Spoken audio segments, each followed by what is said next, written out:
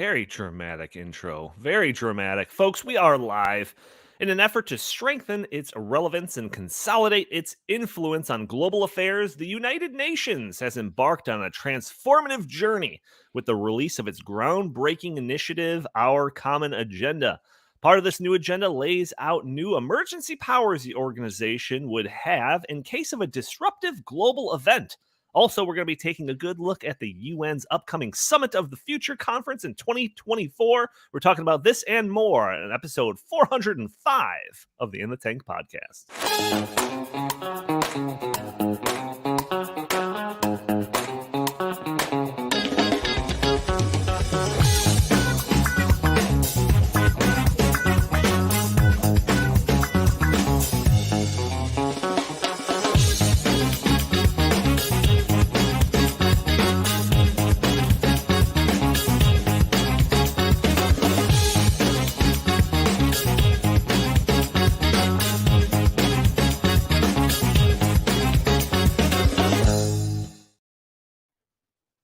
All business over here. I'm not dancing in the background at all.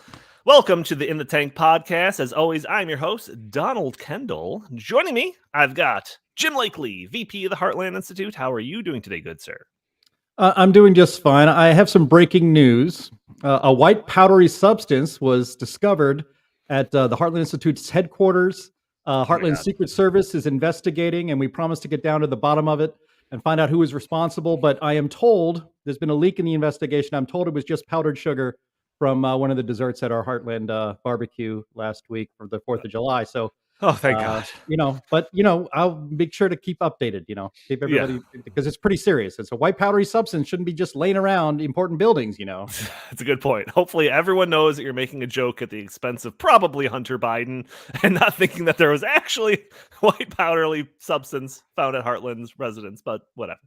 All the cocaine addicts always go with the powdered sugar excuse. Just want to point that out. That's a good point. That's what they always do. They always say that. But yeah, where did that come from? Yeah, who's confirming that? That and the anthrax terrorists, same thing, same problem. That person with the snarky remarks is none other than Justin Haskins, who is the director of the Socialism Research Center here at the Heartland Institute. Justin, how are you doing today, good sir? Doing well. Doing very well. I'm liking their beard. It's giving me some, I feel, it's got like a little bit of a Taliban vibe, but, all in all, I like it. Oh, no. Bringing up Taliban and anthrax already. This is going to be a spicy episode. My hottest take for the episode is going to be that I liked Indiana Jones. Jim, you mentioned that we were going to go see it, at the end of last week and during the last episode, and everyone's hating on it. All the reviews are coming out suggesting it's terrible. I liked it. So I gave it probably not like the glowing review. There's some issues with it. I give it like a 7.9 out of 10. Jim's a little bit more dour. How on many it aliens were there? 0 aliens. How many ancient aliens? Okay, well, that's good. That's a positive start. Spoiler alert, 0 aliens. No, come on, man. You got to have a spoiler alert up for that stuff. You would think that after Indiana Jones saw aliens like a decade ago, he would like mention it at some point. No, it's not mentioned. Right. Audio listeners, before we get into any of the topics that we want to discuss, I want to mention that since you're probably listening to the show on a Friday or later, you can catch the show a day earlier on Thursdays at noon Central Time, where we are live streaming it on Facebook and YouTube and Twitter and Rumble. And you can join the conversation, throw your comments and questions in the chat. Maybe we'll show your comments on the screen. Maybe we'll address your questions on the fly. We also have that super chat functionality enabled in case you want to support the show that way and guarantee that you get a comment or question read on the air. Also, you could help us out. Those audio only listeners could help us out by leaving a review for us on iTunes. It'd be greatly appreciated. Those that are watching the show could hit that subscribe button, share this content, hit the thumbs up button, or leave a comment under the video. All things that won't cost you a penny, only it costs you a couple of seconds, but helps break through those big tech algorithms that prevent content like this from being shown to more people. Gentlemen, I think I've talked to both of you about this, so you probably don't have any interesting answers, but you had a good 4th of July. You celebrate Independence Day in any creative ways or anything like that? Creative ways? What does that mean? I don't know. Maybe you blew something up. I don't know. No. You blew up a dumpster. No.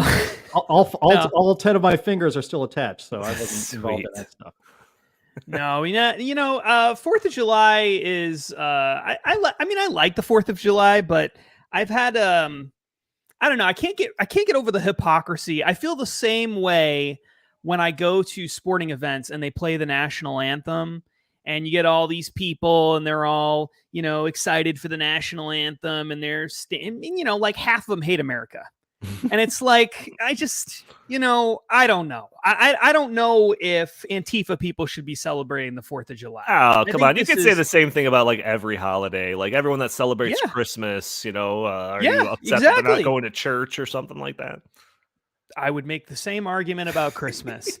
So I mean, you shouldn't celebrate holidays for the wrong reasons. That would be generally my attitude. And I think in America, for the most part, we celebrate holidays almost always for the wrong reasons. Regardless, there are some exceptions. I think Thanksgiving is an exception generally. I think that's probably an exception. And 4th of July is actually sort of an exception. But again, like half the people celebrating hate America. So I have a problem. I have a little bit of a problem. So I've gone through a little bit of an evolution when it comes to Independence Day. You know, I was a big fireworks guy, big proponent of fireworks. We had back in the day when I was very stupid, we would have like a room full of fireworks that we just amassed over the months leading up to it. And we would just blow them up and everything. It would be fantastic. Thankfully, I still have all 10 of my fingers as well. But then, as I like grew up and I had like a dog that was afraid of fireworks, and now I have 2 kids that need to go to sleep just when people start lighting off fireworks. I've grown to resent fireworks. But then this year, I was doing some research about the signing of the Declaration of Independence. And there was this quote that I came across from John Adams that was talking about, the historic event of coming up with the Declaration of Independence.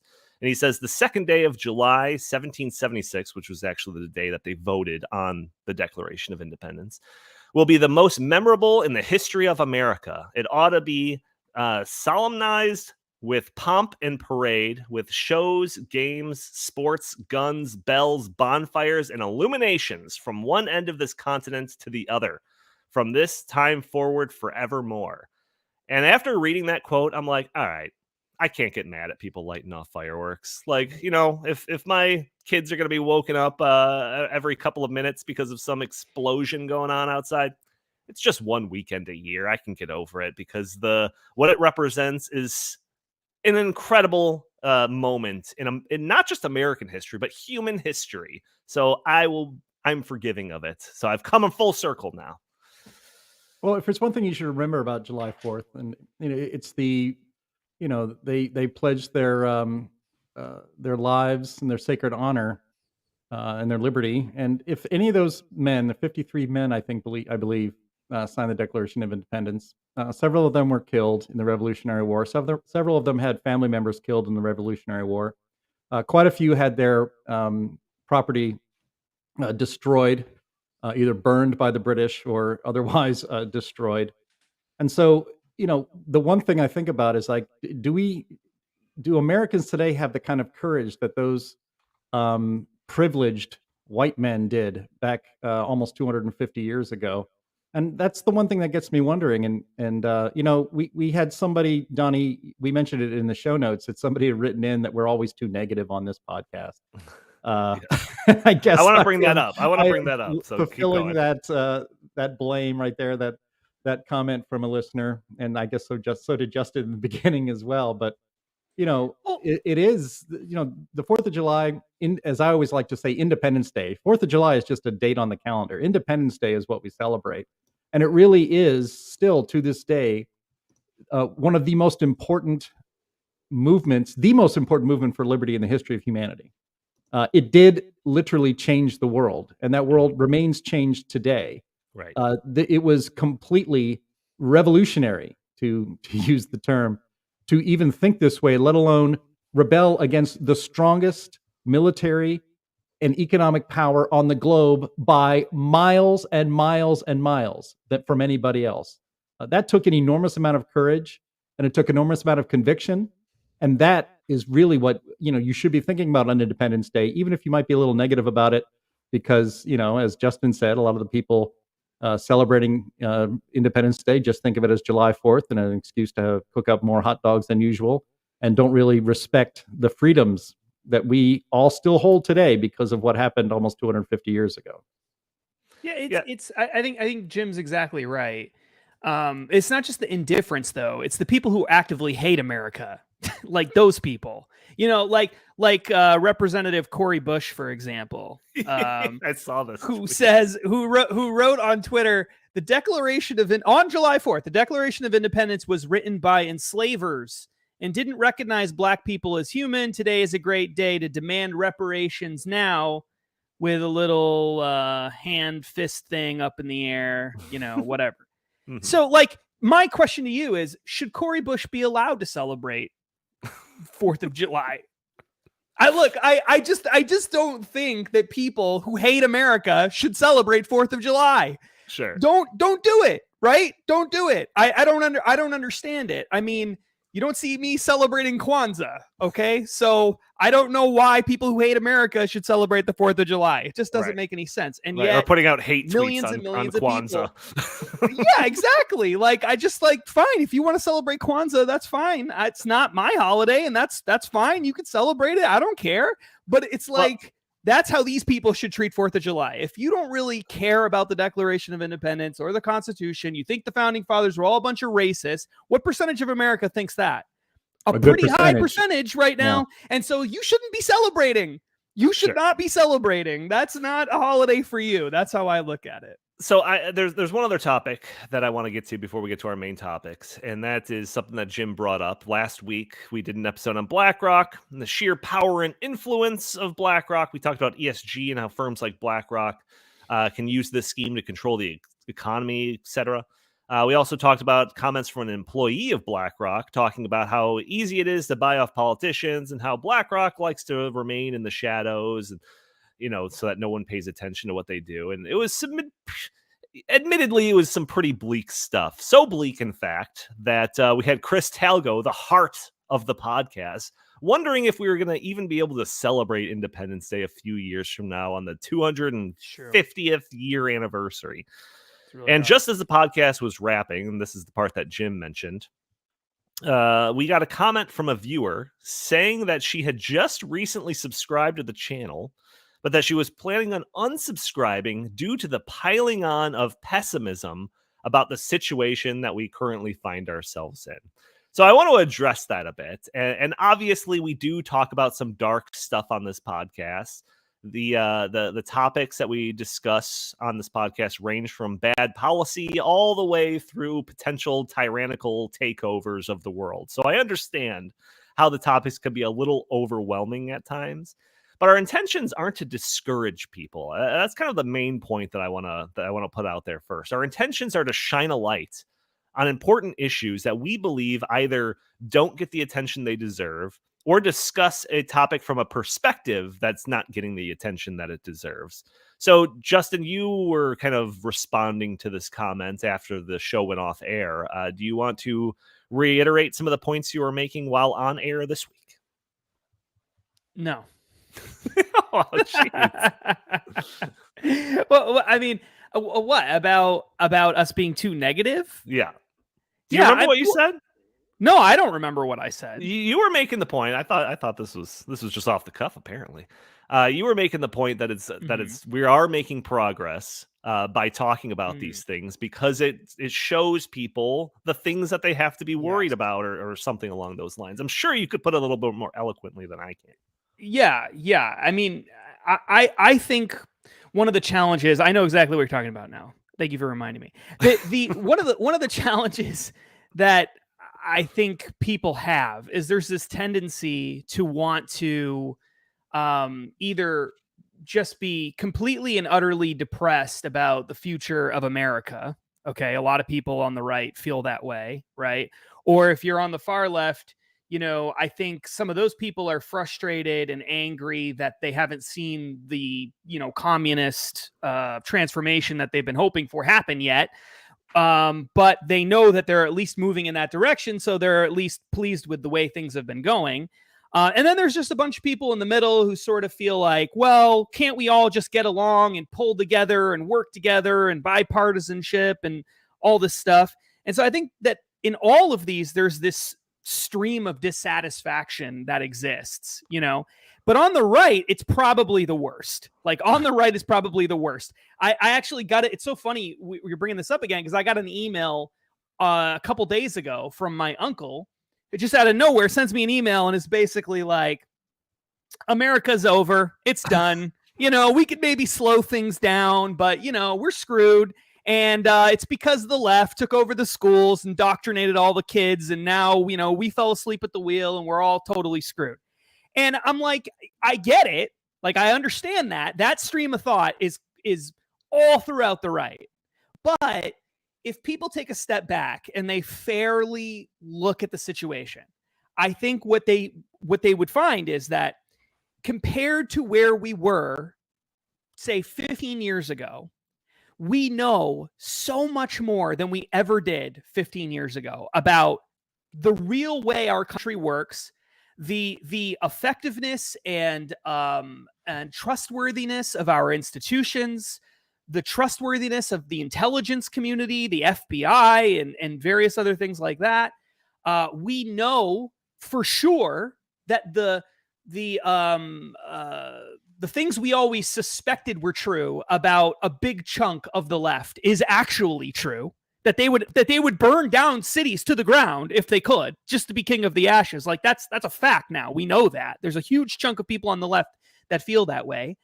We have access to information unlike anything we've ever had with the internet, with independent media. We don't have just a handful of really powerful interests controlling the news, which was the case for basically all of American history, all of Western civilization up until the internet. Okay. That was the way things worked. We have more independent media now. We have more regular people giving their opinions, finding information, conducting research than we've ever had before. We actually, I think we had the illusion for a long time that things were more balanced and things were not as crazy as they actually were. I believe that what was really going on is the people in the institutions were just a lot better at masking what they were doing. And we didn't really know what was going on. And now we do. And there is a real benefit to knowing you can't fix a problem unless you know that it exists. And you can't, you know, acceptance is the first road to recover, is the first mark on the road to recovery, right? You have to accept that there's a problem. You have to know what the problem is. Sure. And we haven't had that until now. And so I think the fact that we're discovering all these terrible things is not a sign necessarily that we're in decline. It's a sign that we're realizing these problems existed and we didn't know that they existed. And, you know, you tore down the wall and you're seeing all the mold and the paneling of your house. Yeah, it would be like, you know, if you found a gas leak at your house that you didn't know about, right? Before the house blows up. Sure. Now, you could look at that and say, well, God, now I've got gas leaks and now I got to have someone come and fix the gas leak. And yeah, that sucks. Like, I wish we didn't have the gas leak. Right. But the alternative is you don't find the gas leak and we all die. Well, it's also that gas leak has been leaking for a while. You just didn't know. So it's not like the situation's worse. It's just now you know the extent of the problem. Now you know exactly. Yeah. Jim, feel free to comment on this. I feel like Justin's going almost too far in the optimistic direction now. Do you need to reel him back or do you concur? Yeah, well, you know, nobody should be able to do better than me in the doom and gloom department. Although Justin's pretty close. We're like the Ali and Frazier of negativity on this podcast, swinging haymakers at each other and staggering in the ring. But look, so actually, what happened on July 4th was a federal judge in the Western District of Louisiana issued a ruling. Several Republican attorneys general and some others had sued to stop big tech from collaborating with the deep state and with government agencies to suppress the speech of Americans online. And what did our legacy media, how did they frame that great story for freedom and freedom of speech, that this was a blow for the spread of disinformation and misinformation online. That was the framing at the New York Times. It was the framing in National Public Radio. And the reason we talk about the things that we talk about on this show, BlackRock and then and the climate cult and the World Economic Forum and all of these plans and schemes by the global elite to change society in a more socialist, less freedom direction, is because you are not getting that information from anywhere in the mainstream legacy corporate media.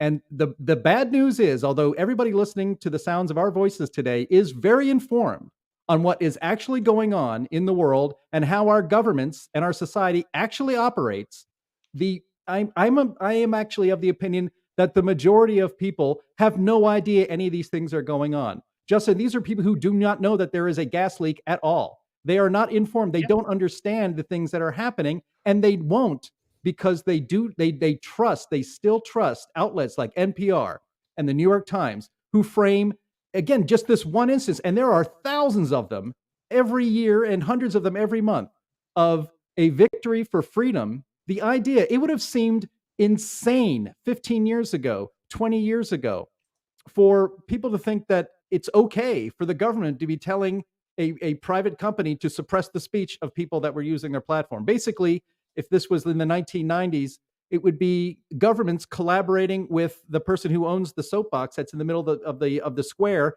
and kicking it out and dragging that person away and not allowing them to speak. That is considered completely un-American. But to vast swaths of people in this country right now, they believe the framing that the real danger in society today, in the age of social media, is the spread of misinformation and disinformation. And, the New York Times story, I saw this morning, actually framed something that was true as something that was debunked, and that being that the COVID vaccines do not spread the transmission of COVID-19. That was something that was debunked, and that the judge was spreading these conspiracy theories in his decision. That is mind-blowingly insane. But vast swaths of people in this country actually believe that, and believe that the things that we say on this podcast, just allowing people to think and express themselves and to say what they think. It's okay to be wrong. This is all about exploring and trying to get to the truth. But the idea that in America today, that so many people believe that what we talk about on this podcast is misinformation and disinformation and actually dangerous to our democracy, makes me kind of negative about the whole thing. Yeah, I do have to apologize for saying Indiana Jones was good. I get the hint. Jim. That's disinformation. Now we got to stop that nonsense. The thing is, like, I'm not saying that everybody is now all of a sudden aware of what's going on. What I'm saying is that if you go back 15 years, it was like 3%. Yes. And now it's like maybe 35% or 40. Sure. Like that's we get what you're saying. We get what you're saying. So I mean, sometimes I can get really defeatist about stuff. Justin knows this probably better than anyone. Sometimes I see these obstacles in the way and I think, God, look at all this important stuff that's going on. And the only thing that the news can talk about is something not important. Last week, we kept making fun of the submarine Titanic thing or whatever, right? Because that's all that the media was talking about. But, I've been in this field long enough to know that things can change and that we can make a difference. So I just listed off just for the sake of, me actually having a list, I listed off a couple of things here. So Heartland's former president, Joe Bast, was in the Rose Garden of the White House as President Donald Trump ended the U.S.'s involvement in the Paris Agreement. A couple of years prior to that, if you were to suggest that that was going to be a possibility, even Joe Bast would have laughed at you. So the fact that happened is a remarkable thing. The World Economic Forum abandoned the term the Great Reset and issued an apology video about it, in large part because of the work of Justin and I. It's like a giant organization apologizing for using the terms the Great Reset. Larry Fink, this is one of the topics we talked about last week. The biggest advocate of ESG is abandoning the term ESG because we have contributed to sullying the name so much that he considers it toxic or weaponized. And Justin basically single-handedly prevented that one crazy lady from being the Secretary of Currency or something. What was that girl's name? Amonrova or something like that. Like your Somebody article Amonrova. literally like single-handedly stopped her and her like communist viewpoints. It helped. I don't know about single-handedly, dude, but it definitely. There was people that were helped. writing some articles that were like, you know, taking jabs at some of her positions on stuff, but you dug up some crazy stuff that no one else was talking about. So I'm going to give you the single-handedly on that one. No assists. You're a big hero, Justin. All right. So we're small timers in the grand scheme of things, you know, and we can make a difference. So That's right. Just have to know what's going on in order to align ourselves on a path where we can actually wield some change. So I apologize if time to time we come off as pessimistic at times. That's why we try to throw in some jokes every once in a while. But, you know, if we're still doing the show, that means that we haven't given up. When this show goes off air, and we just like hike it up into the mountains, then you know things are really getting pessimistic. And that might happen. So we'll see. But I just to bring us back down to earth a little bit. But I do want to say this one thing, because I've brought this up in speeches before, and I've sometimes I get, when we do speeches or when we do events or things like that, and I get people who come up to me after the fact, or I do media and people come up and talk to me. A lot of times, especially older people, very concerned about, you know, what's going on, and they'll talk about things in very defeatist terms. And one of the things that I came to this, I don't exactly remember where I first heard part of this, but as I really started looking into this a little bit more and thinking about it a little more, I really do think that there is a sense where this can be a little bit comforting. And that is, if you were to transport yourself back to 1949, okay, back to that period of time, which I think if you just asked your average conservative, were things in 1949 better than today, a lot of them would say, yeah, of course they were better than, you know, than a lot of the stuff today that's going on, right? Not in every way, obviously, but certainly in terms of the government and other things. If you were to go back to 1949, you would be living in a world where a far left progressive president, Franklin Roosevelt, a truly far left racist progressive president, Franklin Roosevelt, had won 4 elections in a row, presidential elections in a row, 4 presidential elections in a row. Walking away with it too. He had completely transformed the Supreme Court, which when he came into office was conservative, basically, by our standards. It became far left by the time he was done. He created a massive number of new welfare state programs. He created the Federal Reserve System, and all of that emerged out of the Fed. The progressive era was the period of time when we lost a huge chunk of power at the state level when we started direct electing senators rather than having state legislatures make that decision. And then Democrats won the controlled Congress, or at least the House of Representatives, and mostly Congress, for essentially 50 years after that period of time. So for 5 decades, Democrats were in charge, basically, of this country, with the only exception being Republicans sometimes were president. It was like, if you were living in that period of time, there, you know, let's say 1970 or something, you would think, there's no way this country is ever going to turn around. Like, there's just no way.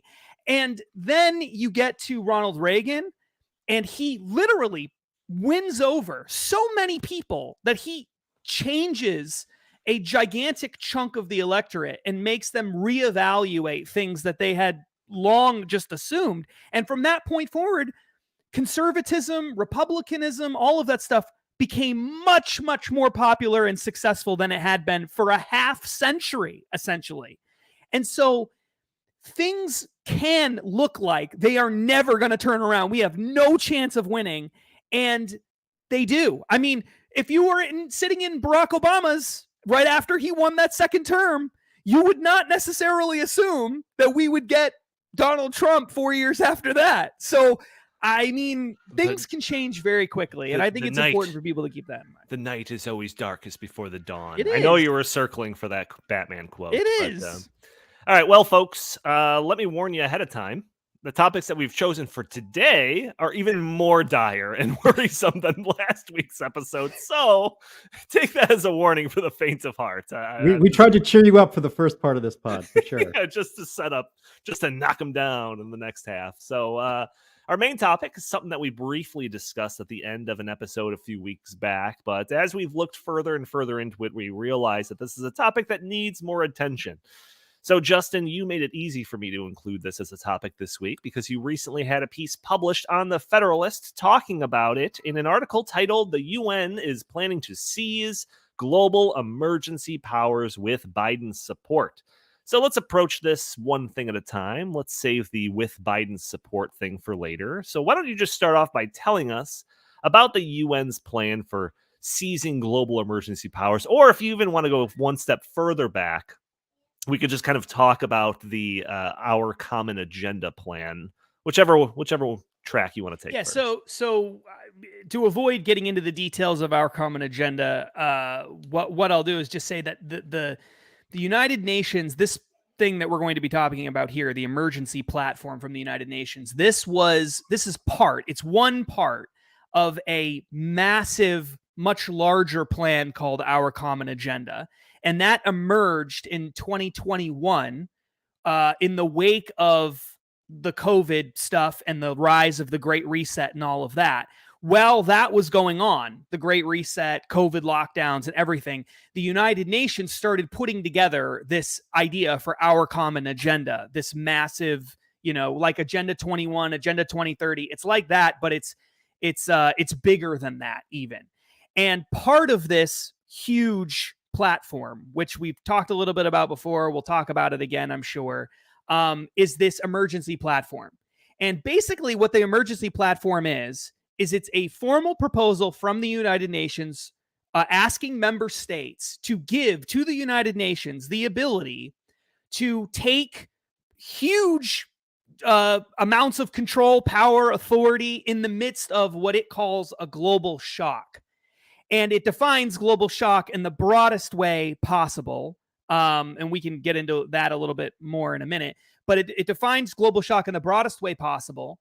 And essentially what would happen is, in the event of a global shock, like let's say another COVID-19 type pandemic or a whole bunch of other crazy things, which are not even as serious as that, the United Nations would automatically, they wouldn't have to ask for it, they would automatically get the authority to start managing through public-private partnerships the economy, society, the kinds of goods and services that can be taking over the supply chain in certain instances and things like that.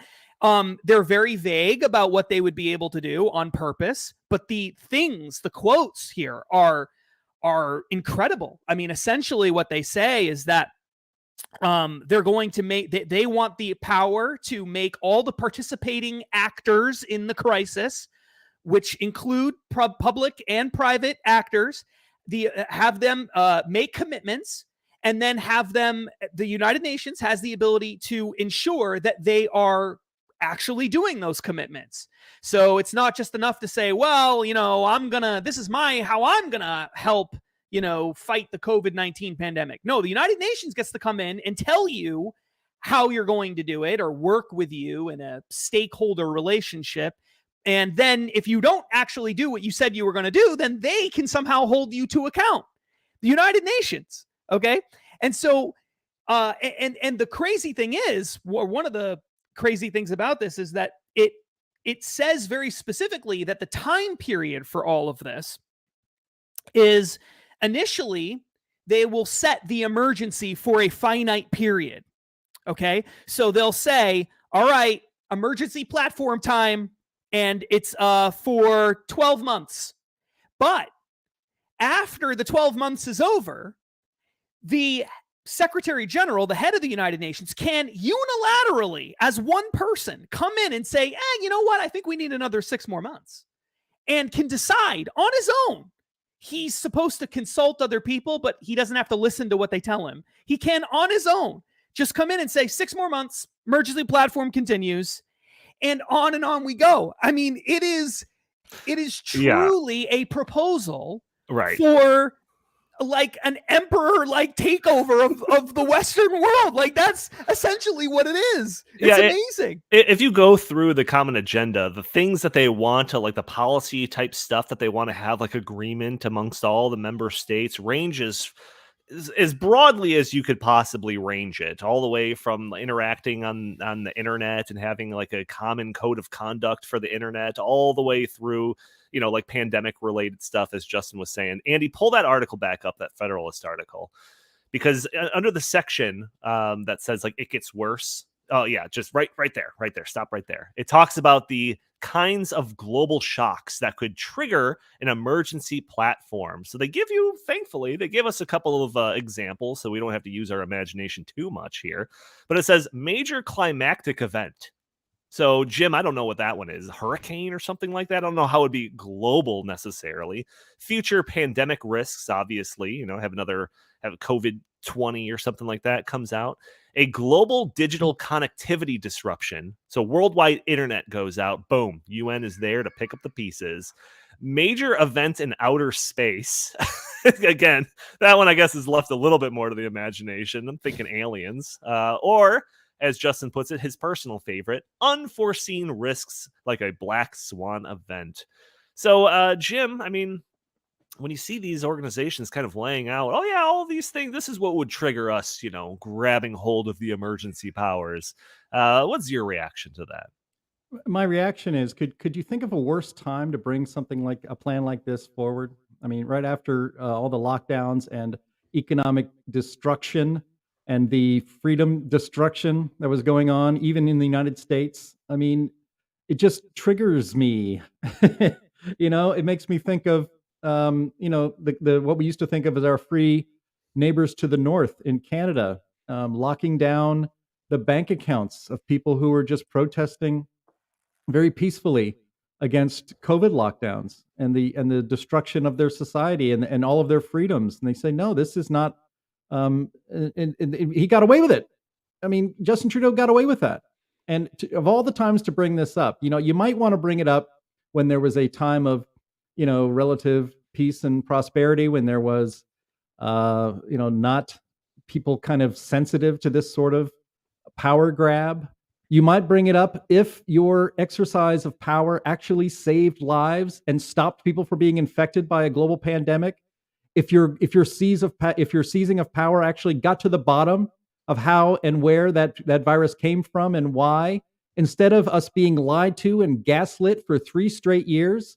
And now is the time you come forward with your kind-hearted plan to take care of us, us scared little children of the world, in case something bad happens, like something that we won't even describe, maybe some other kind of calamity, or something in outer space, or the idea that the internet goes down and now we have to take all your freedoms away to protect you from each other. This is so scary. And actually, Justin, you deserve so much credit for bringing this forward, because I've seen this story being picked up, but it was after your story got in there. You and the Federalist is very well-read publication. You were in the Federalist a lot. You're at Fox News a lot. You're in a lot of big publications. And it seems like when you put a spotlight on something, everybody else seems to pay attention. And I'm glad they're paying attention to this, because every single time, it would be nice if the UN would, for once, it'll never happen because this is not in their DNA. This is not their purpose of their organization.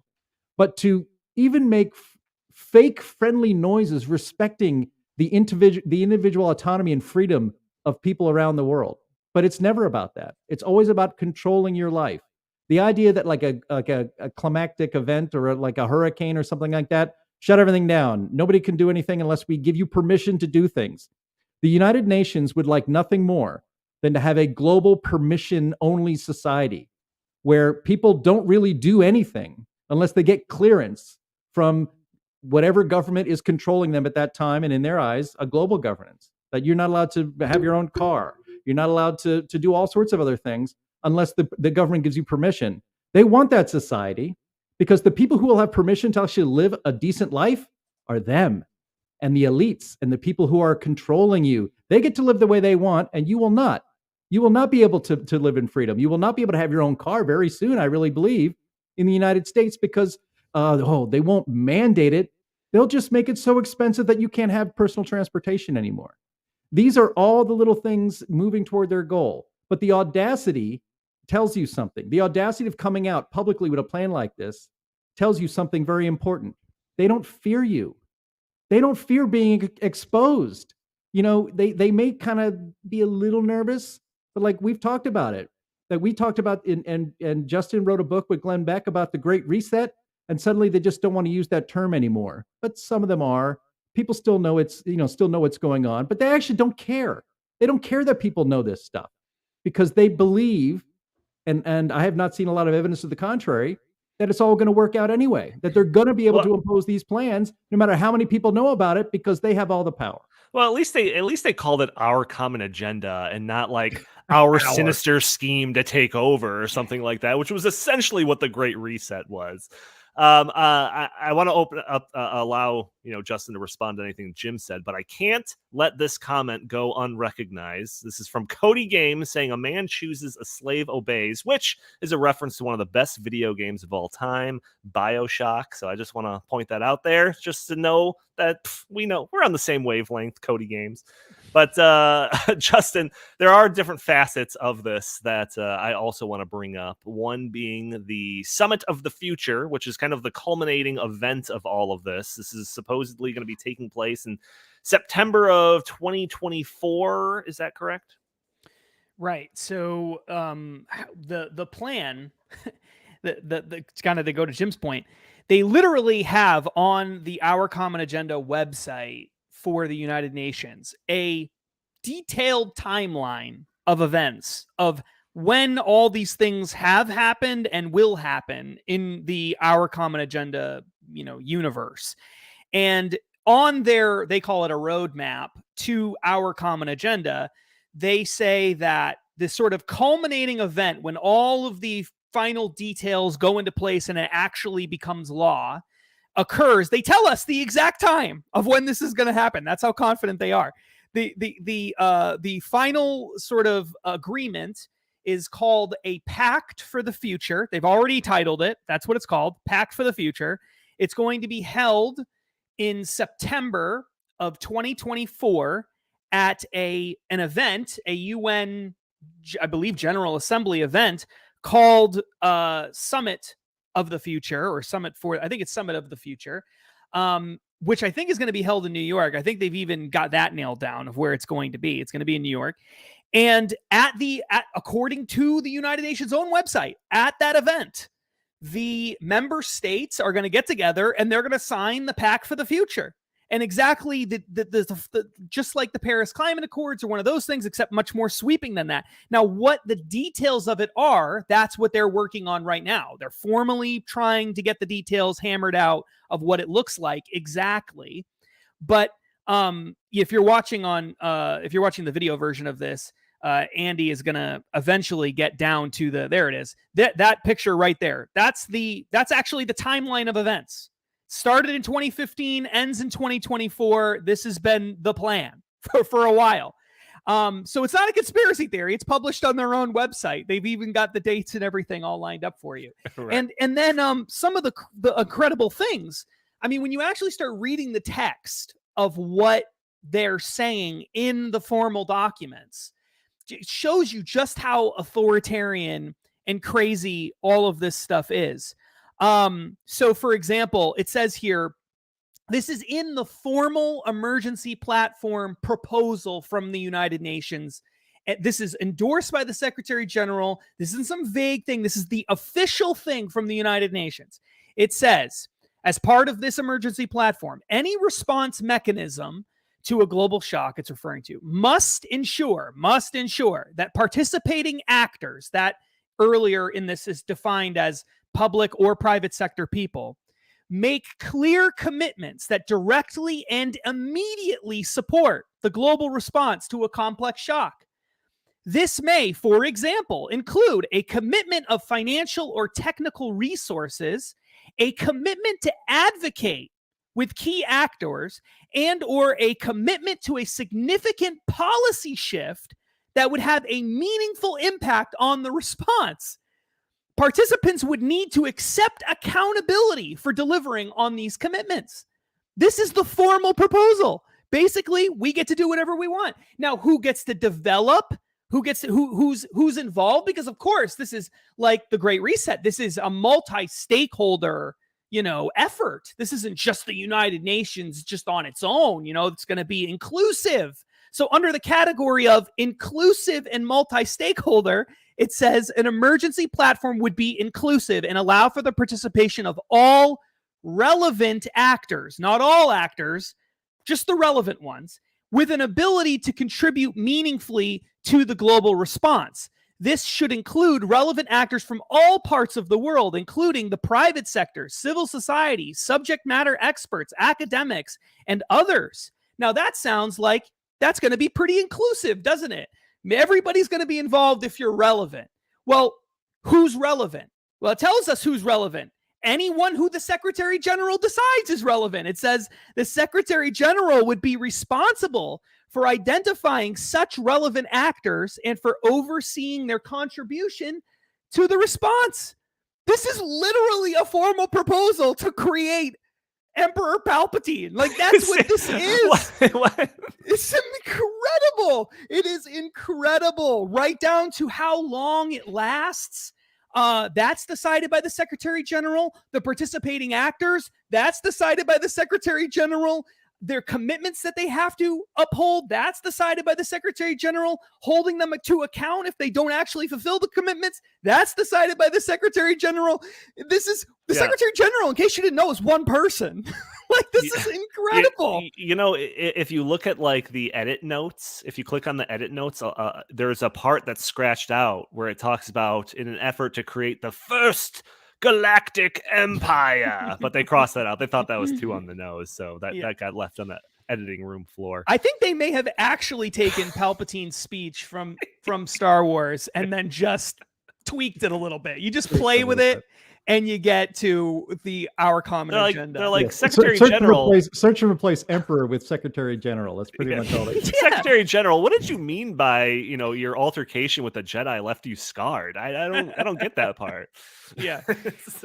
Yeah. Okay. So then, Jim, do you have any comments on that? Because there's another section that Justin talks about with Biden's support that I want to get to, but I want to open the door if you have any further comments. I would just say I'm just struck by the kind of language that I'm sure you recognize, Justin, that's supposed to, assuage people's fears that the emperor is rising and that the republic is dying. This common agenda. It's like, who consented to this common agenda? What is this common agenda? Who voted on this? We are talking about this in the same week that we just had Independence Day here in the United States. And, it was to throw off the emperor. It was to throw off an empire and to create a country and a society based in liberty and respecting the individual to live his or her life with as little government interference as possible, not just because that's morally right, but it also encourages, as it was doing in the colonies at the time, economic growth and more happiness for everybody. It's in the Declaration of Independence itself, the pursuit of happiness. And the UN is not interested in your happiness. It's not interested in pursuing anybody pursuing their own individual happiness. It is, as the terminology in that document says, the common agenda. And so it's nobody votes on this. Nobody gets any input. We don't. Regular plebes don't get any input on the common agenda. The common agenda is the agenda that the global elites all agree upon, and that common agenda always involves more power for themselves, less freedom and liberty for you.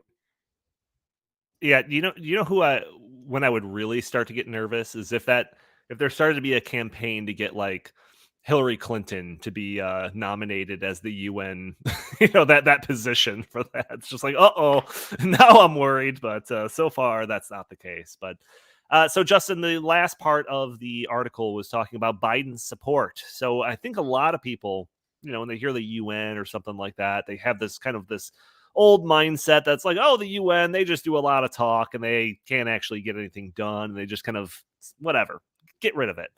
But when you have the president of the United States, the administration of the United States in support of the proposal, it gets a little bit more worrisome. Can you explain this aspect of the article? Yeah. So what's really remarkable about this, and it's really the part of the story that I just can't believe that this hasn't caught on in a lot of ways, is that formally the United States government has said that they endorse the emergency platform specifically, not just a, well, generally we like the, our common agenda, but because they have made some statements from ambassadors to the United Nations, U.S. ambassadors to the United Nations have made some statements like, we like our common agenda. There are some things in it that we don't necessarily agree with without telling us what those are, but we like our common agenda. And that kind of gives you an out, so you could say, well, yeah, the emergency platform, we don't like that part. But in two different speeches by U.S. Ambassador Chris Liu, there were, who was part of the Biden administration. He was appointed by Joe Biden for this position. In two different speeches after this came out, he listed it as one of the things that they agree that they like, that one of the things they like is the emergency platform. And there's a whole bunch of other crazy things that they like too, which is also really disturbing, but that's for another time. But that they specifically named it. So I don't even have to imagine. See, that's what's so incredible about this. And it reminds me so much of the Great Reset. When Donnie and I first started reading the detailed stuff in the Great Reset, the most amazing thing about it was how open everybody was about the plan and what the plan was and what they wanted to do. It was just, yeah, we're going to rewrite social contracts. Yeah, we're going to push the reset button on the global economy. We're going to make it all about equity. We're going to have public-private partnerships. We're going to be working with corporations to remake society. They were just openly saying these things. And in the same way that they did it with that, global elites are doing it here, where they're just openly saying, yeah, emergency platform. Oh yeah. Well, Secretary General, we're going to give him all this power and he can just decide when these global shocks end, what a global shock is exactly, who are the relevant actors that make decisions, what those commitments are, holding them to account when they're not fulfilling those commitments. And then Joe Biden comes along and says, yeah, that sounds pretty good. Let's give that guy all the power. It's like, how much more open? They could at least do it behind closed doors, where we don't ever find out about it. They're publishing it on their websites. All you have to do is Google it and you can find this stuff. Okay. So that part of it is the most incredible part of it all. The person who's supposed to, I know Europe is full of a bunch of people that want a global government and tyranny and all that. I know there's a lot of people that don't want it, but I also know there's a lot of people in Europe that do. That's the history of Europe. That's fine. I don't care. I don't live in Europe, but I don't expect the United States of America, I don't expect the president of the United States to be in favor of this. I don't expect that. He's the person who is supposed to say, screw you. I'm not doing that. We're not going anywhere near this. And instead he's saying, yeah, that's pretty good. Let's add that to the list of things that we like. Yeah, I'm pretty sure last time we talked about any of this, we also made a comment or a point to note that the date of this summit of the future, the culmination of all of this, just happens to be right at the end of 2024, right before the election for the next president or anything like that, for the possibility that there is somebody with an R in front of their name that says, yeah, screw you, UN. Nope, that's not even a possibility. We've got Biden for this all the way through the end of this process. I'm really glad you brought that up. End of September 2024, they have the specific dates. I want to say it's like September 24th or something is when this will happen, which is basically 6 weeks from the presidential election, right? And at a perfect time when no one is going to be paying attention to any of this. We're going to be focused on election ads and some scandal that drops at the last minute and October surprises and all that. That's what we're going to be focused on. We're not going to be thinking about this. And there's going to be some kind of crazy agreement that comes down right before we potentially elect a new president. It is so transparent what is going on here and so terrifying. I really hope that people start to pick up on this and run with it and point out how bad this is, because as bad as the Great Reset was, every part of the Great Reset is in this. And a bunch of other things that were not in the Great Reset are also in this. This is the Great Reset plus a bunch of other things. And that's what's so incredible. So if people cared about that, I really hope that they will care even more about this over the long run. Justin, this reminds me of something I brought up on this podcast a lot, and that's that the election of Donald Trump in 2016 made the globalists absolutely panic. That's a real global shock. Yeah, I mean, they expected to be able to boil us frogs slowly by just turning up the gas. Well, not gas; it'd be electric now. Turning up the heat a little bit more. Yeah, I'm the one in control of the sound effects. I should hit the rim shot.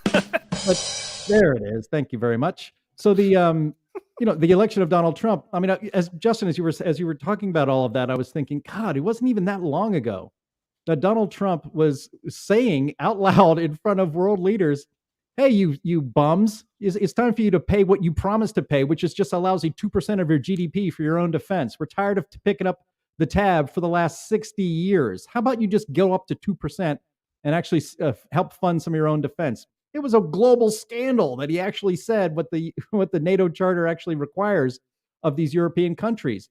And so, that stopped a lot of this stuff in its tracks. And so if you feel like everything, and I feel this way, that everything is happening so fast, I mean, a great strategy of somebody who's a revolutionary or wants to disrupt the system is to flood the zone, throw so much at people that they can't even comprehend, the ones who are listening, can hardly even keep up and comprehend with what's going on. And we're what we're seeing right now is the flooding of the zone by organizations like the World Economic Forum and the United Nations, so that it's all happening so fast. These countries are coming to agreements. Are they really agreements? Are they binding in any way? Like you said, Justin, Joe Biden should be defending the United States and our sovereignty and our liberty against these kinds of encroachments. But instead, just like with supposedly the Paris Climate Agreement is binding. Well, Donald Trump said it ain't, I'm out, and the actual rules are that it wasn't. And so what we're going to find is that, yes, as you mentioned there, very soon we're going to be able to make a decision here in the United States about whether or not this country continues going along with all of this globalism, which is what the Obama agenda always was about, and they expected Hillary Clinton to just continue for her. And now we're on fast forward because they're behind schedule. A lot of this stuff was supposed to have already happened by now, so now it's all happening very fast. Yep, absolutely wild stuff. And guess what? This stuff would be happening if we weren't talking about it. You just wouldn't know about it. So that is why, like I said at the front end of this, that when it comes to like us picking the topics, it's the ones that we think are important that are being ignored, or the angles that of a story that is being covered that are being ignored. So that's I think we're right on target with that with this episode. Hopefully we didn't scare off too many people. And hopefully we had enough of a jovial tune to not seemingly overwhelm the pessimistic side of things. Justin, we did have a secondary topic, an issue that you and I have talked about offline a handful of times, but we're already getting close to the hour mark. Yeah, I kind of think it'll be a step down in terms of like the gravitas. Forget it, Donnie. You're out of your element. So maybe we'll just leave it at that. Save it for next time or something. Yeah. It is pretty important, but when it's comparing to the global takeover by the UN and global shocks and all of that used as justification, this seems like a step down. So we'll leave it at that. I do want to really quickly, Andy, if you have it handy, we did a super chat at the midway point of the episode from Christine. Thank you, Christine. She says the show is great just the way it is, keeping us aware of what's going on and making us laugh at the same time. I know most of those laughs come from looking at Justin, so I want to thank Justin for being on with us. And that's no. Only one of us looks like they belong in the Taliban, my friend. Cheap Only shots. one of us. It ain't me. That's right. All right, everyone. Well, I guess final words, gentlemen. Anything that you want to say before we end the show? Anything to get off your chest?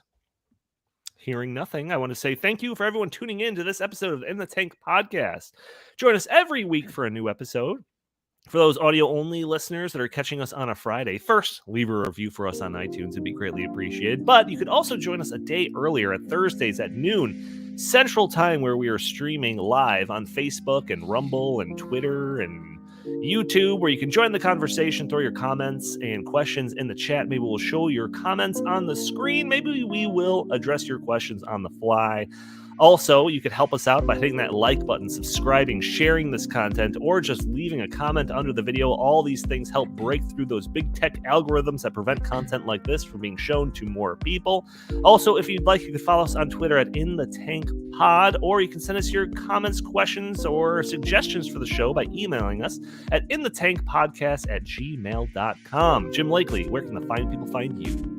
At Jay Lakely on Twitter, at Heartland Inst on Twitter, and always visit heartland.org. Fantastic. Justin Haskins, same question. They can find me at Justin T. Haskins on Facebook and Twitter and Getter and a whole bunch of other places.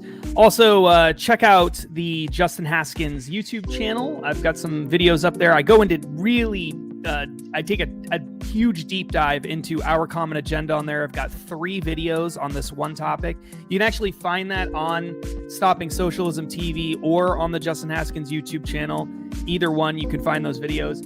And head on over to foxnews.com and check out the article that I published there today about the recent Supreme Court decision on the Biden administration's student debt cancellation and why that actually matters a lot more than just having to do with student loan debt. It was a huge decision. Maybe we'll talk about that next week, but check that out as well. All right. Thank you all for tuning in. We will talk to you next week.